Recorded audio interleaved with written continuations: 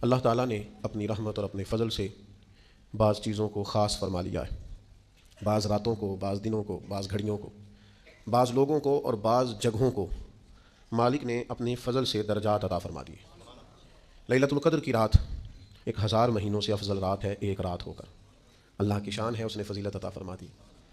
جمعہ کا دن ایک دن ہی ہے لیکن سید الایام ہے، تمام دنوں کا سردار ہے۔ وہ بھی دن ہی ہوتے ہیں، ان میں بھی صبح ہوتی ہے، ان میں بھی شام ہوتی ہے، ان میں بھی دوپہر ہوتی ہے، نمازوں کا وقت بھی وہی ہوتا ہے، اس میں بھی نیند آتی ہے، اس میں بھی بھوک لگتی ہے، اس میں بھی لوگ سوتے جاگتے ہیں، لیکن کہا جاتا ہے یہ رمضان کے دن ہے اور اس میں تم ایک نیکی کرو گے تو اللہ 70 گنا اجر عطا فرمائے گا، تو اللہ کی شان ہے۔ اسی طرح بعض جگہیں ہیں، آپ گھر میں اکیلے نماز پڑھیں تو ایک نماز کا ثواب ہے، مسجد آ جائیں باجماعت پڑھیں، جگہ بدل گئی 27 نمازوں کا ثواب دیا جائے گا۔ اللہ نے اپنی رحمت سے فضیلت عطا کر دی۔ اسی طرح مالک کریم نے مدینہ منورہ کو شان عطا فرمائی اور مکہ مکرمہ کو شان عطا فرمائی۔ اس کی رحمت ہے، اس کا فضل ہے کہ اس نے حرمین طیبین کو فضیلتوں، عظمتوں، رفتوں اور بلندیوں سے مالا مال فرمایا۔ فرمایا لا اقسم بہذا البلد، محبوب مجھے اس شہر کی قسم ہو۔ کیوں قسم ہو کہ وانت حل بہذا البلد، محبوب آپ جو اس میں تشریف فرما۔ اللہ تعالیٰ نے مکہ مکرمہ کی، مدینہ طیبہ کی قسمیں قرآن مجید کے اندر بیان فرمائی۔ نبی پاک صلی اللہ تعالیٰ علیہ وسلم نے ان مقدس مقامات کی فضیلت بیان فرمائی۔ جگہ جگہ پہ قرآن و سنت کے اندر ان مقامات کی رفتوں، بلندیوں، شانوں کا بیان ہوا۔ فرمایا پہلا گھر جو ہم نے لوگوں کے لیے بنایا وہ مکے میں ہے اور بڑا برکت والا گھر ہے۔ تو اللہ تعالیٰ نے اس گھر کو، بیت اللہ شریف کو عظمتیں عطا فرمائیں، اس کی تعمیر کا ذکر ارشاد فرمایا۔ وَإِذْ يَرْفَعُ إِبْرَاهِيمُ الْقَوَاعِدَ مِنَ الْبَيْتِ وَإِسْمَاعِيلُ، فرمایا وہ وقت بھی یاد کریں جب ابراہیم اور اسماعیل اس گھر کی بنیادیں بلند کر رہے تھے اور ساتھ کہہ رہے تھے ربنا تقبل منا، اے اللہ اس خدمت کو ہم سے قبول فرما لے۔ اللہ تبارک و تعالیٰ نے مقامات مقدسہ کی فضیلت کو بیان کیا۔ نبی پاک علیہ السلام نے اس کی عظمت کا بیان فرمایا۔ حضور نے فرمایا جو شخص بیت المقدس میں نماز پڑھے، ایک نماز نہیں 25,000 نمازوں کا ثواب دیا جائے گا، اور جو مسجد نبوی میں نماز پڑھے ایک نماز پر 50,000 نمازوں کا ثواب پائے، اور جو حرم مکہ میں نماز پڑھے ایک نماز پر 1,00,000 کا ثواب اللہ عطا فرمائے۔ اللہ تعالیٰ نے پھر یہ بھی کرم کیا کہ مسلمانوں کے دلوں میں مکے اور مدینے کی محبت کو پیدا فرمایا۔ چھوٹے چھوٹے بچے، عمر رسیدہ بزرگ، ضعیف العمر لوگ، اللہ کے فضل اور اس کی توفیق سے بیمار بھی، کمزور بھی، ان کے دل کھینچے چلے جاتے ہیں بیت اللہ شریف کی طرف۔ ان کی روحانی طلب ہر وقت اس بات کا تقاضا کرتی ہے کہ وہاں کی حاضری نصیب ہو جائے۔ میں دوستوں سے یہ کہہ رہا تھا، ایک صاحب تھے وہ امریکہ سے 14 گھنٹے 14.5 گھنٹے کی فلائٹ کے ساتھ امریکہ سے مکہ مکرمہ اور مدینہ طیبہ آئے حاضری کے لیے۔ 80 سال سے زیادہ عمر تھی، بڑھاپا تھا، پاکستانی تھے، پنجابی تھے، احرام باندھنے کا سٹائل ٹھیک نہیں تھا۔ تو مجھے ایک صاحب نے کہا کہ نن مسئلہ دسو تہاڈا عمرہ نہیں ہویا۔ میں نے کہا یار ہو سکتا ہے ساری کتابیں بھی یہی کہتی ہوں جو آپ کہہ رہے ہیں، اور 80 سال کے بڑھاپے میں 14.5 گھنٹے مسلسل بیٹھ کر اتنی مشقت سہ کے جس کو کریم نے اپنے گھر بلایا ہے، مجھے مشکل لگتا ہے اسے کہہ دوں کہ تیرا عمرہ نہیں ہوا۔ میرے لیے ذرا مشکل ہے یہ مسئلہ بتانا۔ میں یہ بتا سکتا ہوں کہ یہ جو آپ نے احرام باندھا ہے اور یہ جو آپ نے کچھ کیا ہے معاملہ، اس میں یہ والی چیز درست نہیں ہے، پر میں یہ لفظ کہوں کہ تیرا عمر، میری میں کہوں، میرے بس کی بات نہیں ہے۔ حضرت فضیل بن عیاض فرماتے ہیں وہ بلاتا ہی اسے ہے جس کا اس نے قبول فرمانا ہوتا ہے۔ یہ اس کی شان کریمی نہیں ہے کہ کسی کو گھر بلا کے بھی کہے کہ جا میں تجھے خالی بھیجتا ہوں، وہ بلایا جی۔ تو ذوق، شوق، درد اللہ نے دلوں میں پیدا کر دیا، طبیعتیں کھینچی چلی جاتی، اور پھر محنت کی ہے امت کے علماء نے، شعراء نے، بہت خوبصورت کلام اس پر کہا گیا، واعظ و نصیحت ہوئی، خوشگلو نعت خانوں نے نعتیں پڑھی، لوگوں کو مائل کیا مکے اور مدینے کی طرف۔ لیکن اب جب لوگ مائل ہو گئے ہیں، کثرت سے حاضری دینے لگ گئے ہیں، اب ہم نے تنقید شروع کر دی ہے، اور پھر تنقید بڑی انوکھی ہے۔ کوئی بار بار جائے تو اس کے پاس پیسے بہت ہیں، اور میں بار بار جاؤں تو مجھے بلاوا آتا ہے۔ کیا خوبصورت تقسیم ہے بھائی، کیا انوکھا فلسفہ ہے، اور کس طرح ہم نے کسی کے لیے رائے اور اپنے لیے عنوان اور بنا لیا ہے، یعنی کوئی بار بار جائے تو دیکھو جی پیسے جو ہوئے۔ تو یاد رکھنا امیراں دی گل نہ فقیراں دی گل ہے، مدینے چ جانا نصیباں دی گل ہے۔ ہاں کئی دولتاں والے رہ جاندے تے مسکین نظارے کردے نے۔ تو یہ فلسفہ بھی ہمارا درست نہیں ہے کہ ہم تنقید کرنے بیٹھ جائیں۔ بڑی محنت کی علماء نے، فضائل بیان کیے، خطباء نے، واعظین نے، نعت خوانوں نے، شعراء نے، توجہ کرائی، اب لوگوں کے دل مائل ہو گئے، اب ایک بہت بڑی تعداد حرمین کی حاضری دینے لگی ہے۔ آپ نے اتنی محنت کر کے مائل کیا ہے، اب لوگ جانے لگے ہیں تو ان پر تنقید نہ کریں بلکہ ان کی تربیت کریں، جانے سے پہلے انہیں سمجھائیں، مسائل بتائیں، تربیت دیں۔ جو کرنے کا کام تھا وہ ہم نہیں کر پا رہے، اور جو ہمیں نہیں کرنا چاہیے تھا وہ ہم کر رہے ہیں۔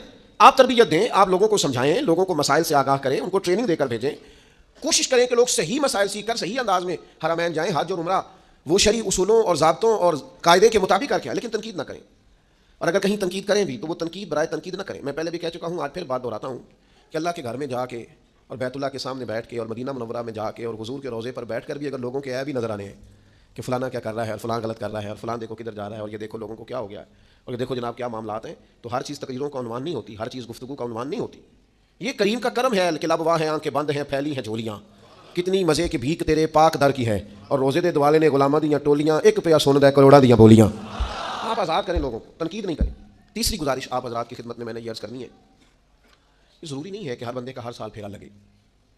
صلاح الدین ایوبی جیسے دلیر ایک دفعہ بھی نہیں جا سکے, بڑی تعداد ہے علماء کی, مشائخ کی, بزرگوں کی, نہیں جا سکی. اور کون کہتا ہے وہ رہتے ہیں فقط مدینے میں, وہ تو رہتے ہیں اپنے عاشقوں کے سینے میں.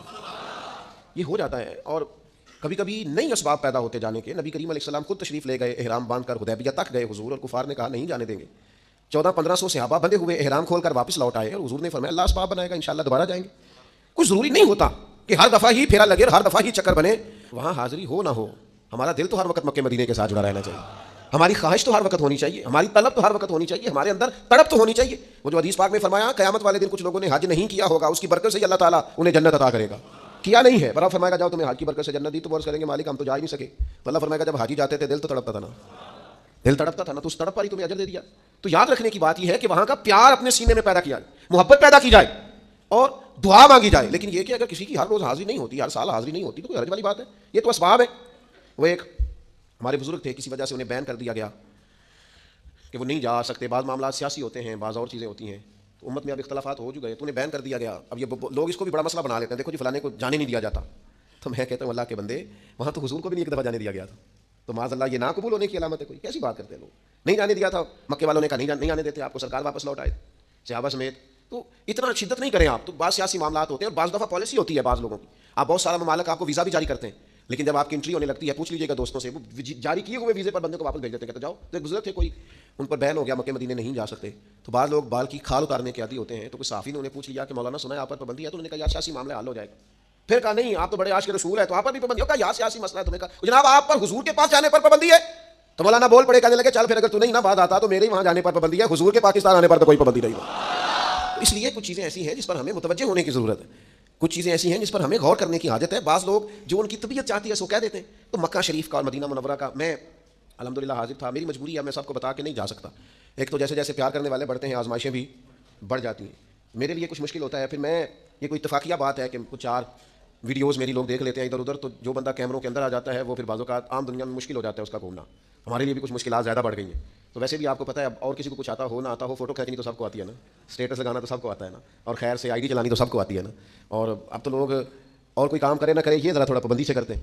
تو میری اپنی ایک طبیعت ہے, میں اپنے اسٹائل سے حاضری دیتا ہوں, خاموشی سے چلا جاتا ہوں, جتنی توفیق ہوتی ہے حاضری ہو جاتی ہے, واپس آ جاتے ہیں. میں آپ کو اپنے بارے میں یہ بڑی ذمہ داری سے بتاتا ہوں, انسان کوشش بھی کرتا ہے, منصوبہ بھی بناتا ہے, پلاننگ بھی ہوتی ہے, جد و جہد بھی ہوتی ہے.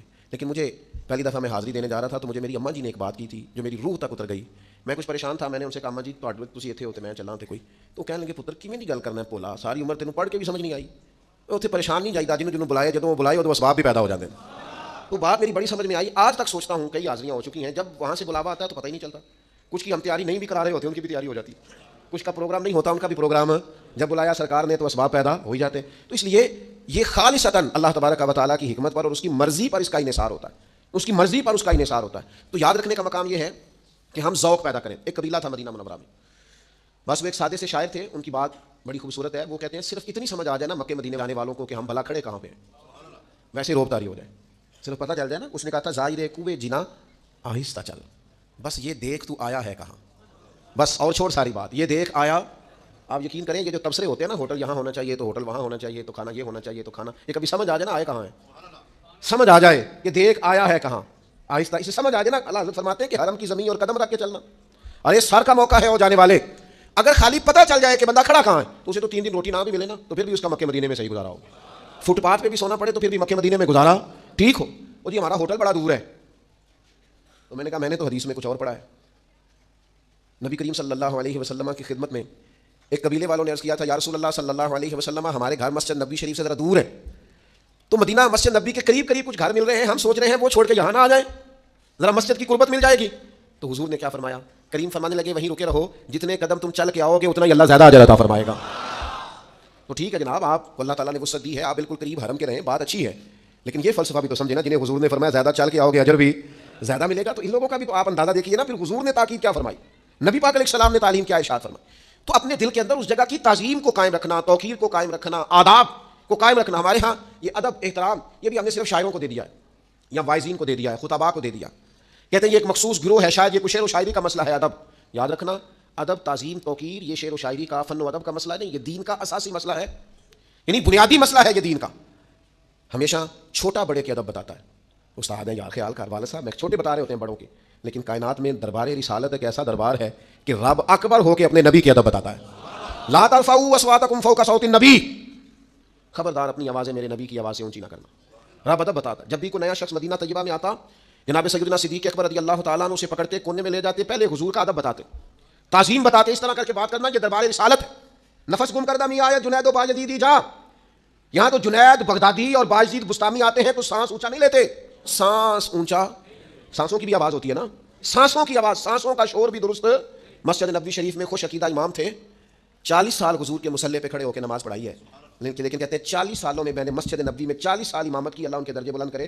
کہتے ایک دفعہ بھی کسی کا نام لے کے آواز نہیں دی, 40 سال امام رہا ہوں, پھر بھی کسی کو بلایا تو اشارہ کر کے بلایا, اور کان میں بات کی ہے میں نے اپنی آواز سوائے قرآن مجید پڑھنے کی نماز کے اندر کبھی اونچی, اس لیے کہ نفس گم کردہ می آیا جنید و باجدیدی جا. اپنی کچھ لوگ بڑی دلیری بتاتے ہیں, او جی میں نہیں آیت کی ڈریا, میں 12 ربیع الاول کے اتھے مارے نے نعرے اونچی درود پڑھیا, او بھائی وہاں تو اونچا پڑھنا ہی نہیں تھا, یا بادری بتا رہے تو نادانی ہو گئی آپ سے.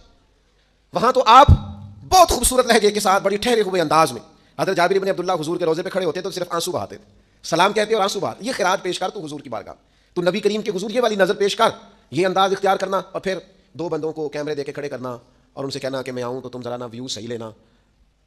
چلے ہمیں بھی 4 لوگ جانتے ہی ہوں گے, چلو ہمارے ساتھ جو جاتے ہوں گے ان کے پاس بھی کوئی مہنگا موبائل ہوگا ہی, کوئی ان کو بھی کوئی طریقہ آتا ہی ہوگا کہ یہ آ رہے ہوں تو کیسے کر کے ویڈیو بنانی ہے, کچھ سلیقے آتے ہی ہوں گے. لیکن ہم سمجھتے ہیں کہ 70,000 فرشتے جو حضور کی بارگاہ میں آئے ہیں وہ جو ویڈیو بنا رہے ہیں وہ زیادہ بہتر نہیں ہے, وہ جو عند اللہ جا کے پیش کریں گے وہ زیادہ معقول نہیں ہے. اور ایک طرف آپ نے اچھا ویڈیو کے اوپر ٹائٹل لگایا ہوا ہے ایک ادنا غلام کی آقا کی بارگاہ میں حاضری, تو جو ادنا غلام ہوتے ہیں وہ پھر اس طرح کے کام نہیں کرتے, وہ تو چھپے ہوئے ہوتے ہیں. حضور کی بارگاہ سے سوال کیا کہ یا رسول اللہ صلی اللہ علیہ وسلم ہمارا مدینے میں کاروبار نہیں چلتا, کسی اور ملک چلے جائیں. حضور نے فرمایا ٹھیک ہے چلے جاؤ. 2-3 دن کے بعد میرے نبی پاک نے پوچھا بندے چلے گئے, عرض کی حضور چلے گئے. فرمایا المدینہ خیر لہم لو کانوا یعلمون, فرمایا ان کے لیے مدینہ ہی ٹھیک تھا اگر سمجھ جاتے تو. ہوں تسی سمجھے ہو, حضور چلے جائیں, فرمایا ٹھیک ہے, نہ جاتے تو پھر ٹھیک تھا, چلے جائیں. حضور اندر میں پیروں پوچھ کے آیا, اجازت لے کے آیا, انہوں نے کہا جا, اور میں نے کہا یہ حدیث پڑھ. حکم اور ہوتا ہے, مرضی اور ہوتی ہے. کچھ لوگ سینے کا راز جاننے لگ جاتے ہیں, سینے کا راز, وہ حکم نہیں پوچھتے, ان کو رضا کا پتہ ہوتا ہے, رضا کا. صحابہ کرام سارے انہیں پوچھنا پڑتا تھا, لیکن جناب صدیق اکبر کو مصطفیٰ کی رضا کا پتہ چل گیا تھا, انہیں مرضی کا پتہ تھا کہ حضور کی رضا کیا ہے, رضا میں راضی رہنا سیکھے. انہوں نے اجازت مانگی مدینہ چھوڑ دیں, حکم یہی ہے کہ ٹھیک ہے چلے جاؤ, لیکن مرضی حضور کی یہ ہے کہ کوئی مدینے سے جائے. ایک بزرگ ایک دفعہ مدینے میں ملے تو وہ کہنے لگے میں کبھی مدینہ چھوڑ کے جا ہی نہیں سکتا, میں مر جاؤں مدینہ چھوڑ کے جاؤں تو, لیکن میں جب حضور کے روزے پر الوداعی سلام عرض کرنے جاتا ہوں تو جا کے عرض کرتا ہوں یا رسول اللہ وہ جو آپ نے میرے ذمہ داریاں نہیں لگائیں, میں وہ ذمہ داریوں کے لیے جا رہا ہوں ورنہ کبھی نہ جاتا, اور میرے ذمہ جو ڈیوٹیاں نہیں حقوق نہیں وابستہ ہو گئے, میں وہ ڈیوٹیاں نہ ہوں تو میں کبھی نہ جاؤں, چھوڑ کے نہ جاؤں. میں تو وہ ذمہ داری ہی تھی نا جو جناب انس بن مالک کو بصرہ لے آئی تھی, حضرت بلال حبشی کو شام لے آئی تھی, حضرت ابو ایوب انصاری کو ترکی لے آئی, اور حسین ابن علی کو کربلا میں لے آئی. وہ ذمہ داری تھی, حقوق تھے, وہ حقوق انہوں نے ادا کرنے تھے. میں بات سمیٹنے کی طرف آ رہا ہوں تو کہنے لگے کبھی چھوڑ کے نہ جائے, جاتے کیوں ہیں کہ ہمارے ذمہ داریاں. دوستو حضور کے شہر پاک کی برکت دیکھو, نبی کریم نے خود بیان فرمایا یمن فتح ہوگا تو کچھ لوگ وہاں چلے جائیں گے, شام فتح ہوگا تو کچھ لوگ وہاں چلے جائیں گے, لیکن فرمایا ان کے لیے مدینہ ہی بہتر ہے اگر بات سمجھ جائے. نبی پاک صلی اللہ علیہ وسلم نے بار بار بہانوں سے, بار بار دلیلوں سے, بار بار ترغیبات سے لوگوں کو مائل کیا. فرمایا اگر کوئی میرے مدینے میں آئے اور پھر اسے کوئی تکلیف پہنچے اس پر صبر کرے, میرا وعدہ ہے میں اس کی سفارش کروں گا. بھول جایا کرے وہاں حرم جا کے کیا کیا تھا ایجنٹ نے, اور کیا ہوا یہاں, کیا بنا گاڑی والے کے ساتھ, اور کیا ہوا ہوٹل والے کے ساتھ. فرمایا تو یہاں آ کے تکلیف پر صبر کر, تیرے نبی تیرے سفارشی بن جائیں گے. یہاں آ کر صبر کرے اور پھر وہاں جائیں تو حضور کے جلووں میں گم ہو جائیں. گلی گلی میری یاد بچی ہے پیارے, رستہ دیکھ کے چل, جگہ جہاں وہاں خوشبو ہے حضور کے پسینہ نور کی, رخ جیسے آئینے میں مصور جڑا ہوا, اور ماتھے کی ہر لکیر پر قرآن لکھا ہوا. پھر بھی اس کی شان کے شایاں نہ کہہ سکا میں بندہ تھا اس لیے کوئی قرآن نہ کہہ سکا. پھر بھی اس کی شان کے شایاں نہ کہہ سکا. دوست یاد رکھنا, جلووں میں گم رہے, اسے ہوش ہی نہ آئے آنے تک, لوٹنے تک پتہ ہی بعد میں چلے ہو, یہ تو جانے کا وقت ہو گیا. لیکن خوش گپیاں لگانا اور اپنے وقت کو ضائع کرنا اور دیگر جگہوں پہ اپنے ذہن کو لڑانا یہ درست نہیں ہے. خبروں پہ تبصرہ بھی پاکستان آ کے کریں گے, بڑا ٹائم ہے تبصرے کرنے کے لیے, وہاں زیادہ کیفیت یہ رہے. اور پھر نبی کریم صلی اللہ تعالیٰ علیہ وسلم نے فرمایا جس سے ہو سکے مدینے میں مرے, مر ہی گیا جو مدینے میں, فرمایا جس سے ہو سکے مدینے میں مرے, جو یہاں انتقال کر گیا میں قیامت میں اس کا بھی سفارشی بنوں گا. سب سے پہلے حضور جنت البقیع والوں کی سفارش کریں گے تو بھائیوں ان جگہوں کے بارے میں اپنے دلوں میں محبت کا ہونا ضروری ہے، جذبات کا ہونا، ایک نا خاص قسم کا شوق ہو۔ میں دیکھتا ہوں کہ جب سے سفری سہولیات پیدا ہوئی ہیں اور لوگوں کی جیبوں میں وسعت ہوئی، پھر بھی اللہ ہی کی توفیق سے لوگ وہاں جاتے ہیں، تو بعض لوگ ایسے ہیں جن کی قلبی کیفیت محسوس ہوتا ہے، اللہ تعالیٰ مجھے معاف کرے، کہ وہ نہیں رہی جو ہونی چاہیے۔ آپ ذہن بنائیں کسی کے بارے میں، مجھے کچھ لوگوں نے کیمروں کے پیچھے دیکھا ہوتا ہے نا، تو بعضوں کا سامنے دیکھ لیتے ہیں تو وہ برداشت نہیں ہوتا۔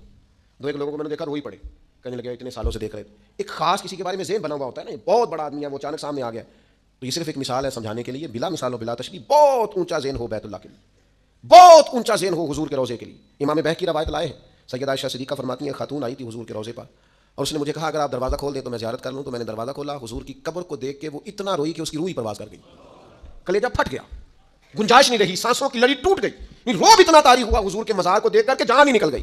تو بھائی یہ کب ہوتا ہے؟ جب آپ کا ذوق شوق پورے عروج پہ ہو۔ وہ کسی نے کہا تھا کہ اقبال حضور کے روضے پہ نہیں گئے، اگر چلے جاتے تو پھٹ جاتا کلیجہ، لوٹ کے واپس نہ۔ کچھ جاتے ہیں مولا جامی جیسے لوگ کہ جو کہتے ہیں وہاں تک ہی جانا ہے، پھر ہو سکتا ہے واپس نہ آ سکیں، کیونکہ قلبی واردات وہاں تک پہنچی ہوتی ہے، کیفیت بڑی انفرادی ہو جاتی ہے، تو وہ خاص شوق ذوق میں وہاں جو مستقل لوگ رہتے ہیں، اللہ کا کرم ہے تو مکے میں مدینے میں عرب شریف میں لوگ رہتے ہیں، ان پر اللہ کا کرم ہے۔ لیکن میں نے ہلکی سی، یہ مجھے کہنا نہیں چاہیے کیونکہ وہ بڑے کرم والے لوگ ہیں، میں نے ہلکی سی ایک چیز فیل کی ہے، ان میں وہ طلب نہیں باقی رہتی۔